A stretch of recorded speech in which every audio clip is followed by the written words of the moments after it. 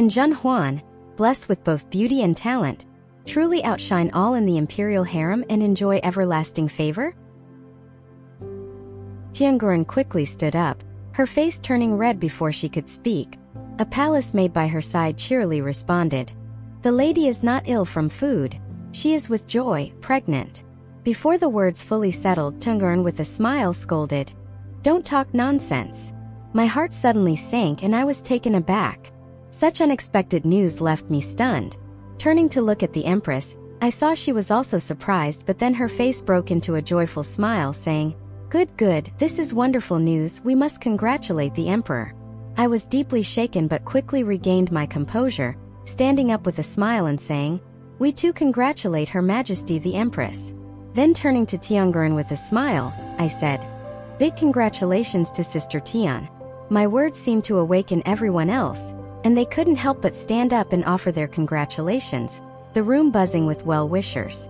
Yet, amidst this sudden burst of laughter, everyone couldn't help but ponder their own thoughts.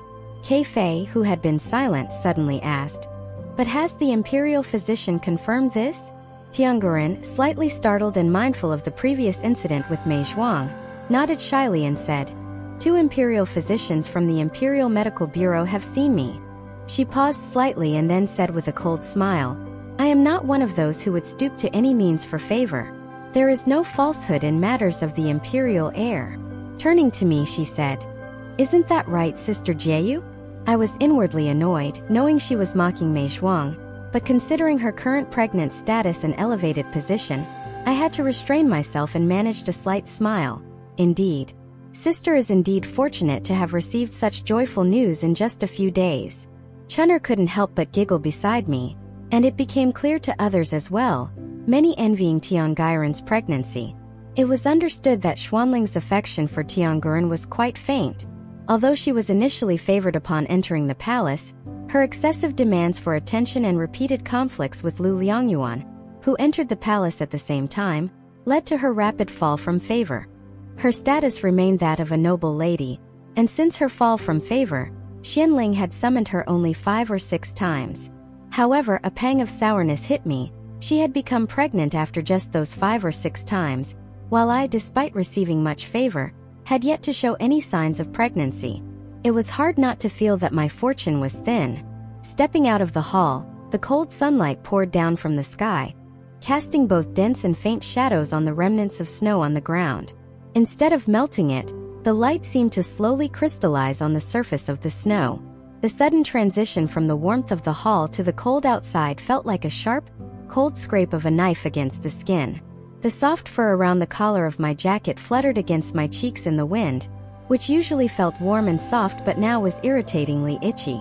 Jinxi, supporting my hand as I was about to step into the palanquin, was interrupted by a soft laugh from Chao Jieyu behind us, reminiscent of the scorching sun in July, bright but with an underlying oppressiveness. Sister, I have a naive question to ask. Knowing she wouldn't have anything pleasant to say, I nevertheless responded patiently, Please ask away. Chao Jieyu, with a scent of sweet fragrance wafting from her, graceful in every move, asked softly, Sister is truly a subject of envy. With the Emperor's profound affection for you, you naturally receive the most favor. Yet, how come there's still no news of pregnancy? She said with a gentle frown. Now that Lady Tian is with child, the Emperor will likely pay her more attention. Perhaps, Sister, you should also take some time to care for your health. A chill ran through me, filled with resentment, and I caught a glimpse of Huifei by Chao Jieyu's side wearing a mocking smile. For a moment I was taken aback. I had thought there was a rift between Huifei and Chao Jieyu over Emperor Wenyi's princess, but it seemed there was no animosity at all, which puzzled me. Without having time to unravel their complex relationship and already feeling a sting to my pride, I responded coldly, It's only natural for the Emperor to care for Lady Tian. I will take care of my health when I have the time, and Sister should also take good care of Emperor Wenyi's princess. We must ensure nothing happens to someone of her precious status. Looking back at Huifei, I bowed respectfully and said, Chao Jieyu just now made some remarks that could be seen as offensive to Your Highness. I apologize on her behalf, hoping Your Highness won't take offense. Huifei was taken aback. What? I smiled earnestly. Chao Chao's sister just mentioned that despite receiving the most favor, I have not conceived, implying a slight against your highness.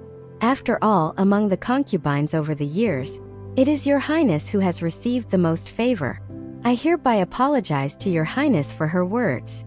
Caught off guard by her slip of the tongue, Chao Jieyu looked at Huifei in alarm, attempting to regain composure with a forced smile. Huifei's expression darkened slightly, but she held back from speaking, only letting out a cold laugh as if questioning herself and perhaps me. Am I not with child? Hearing the displeasure in Huifei's tone, Chao Jieyu reached out to tug at her sleeve, only for Huifei to forcefully shake her off, loudly proclaiming, "What does it matter whether one is with child or not? If fate favors me, I will surely be blessed with a son. If not, perhaps just a daughter, which is better than nothing."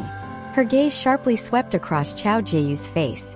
Chao Jieyu's face alternated between red and white, ultimately choosing to remain silent.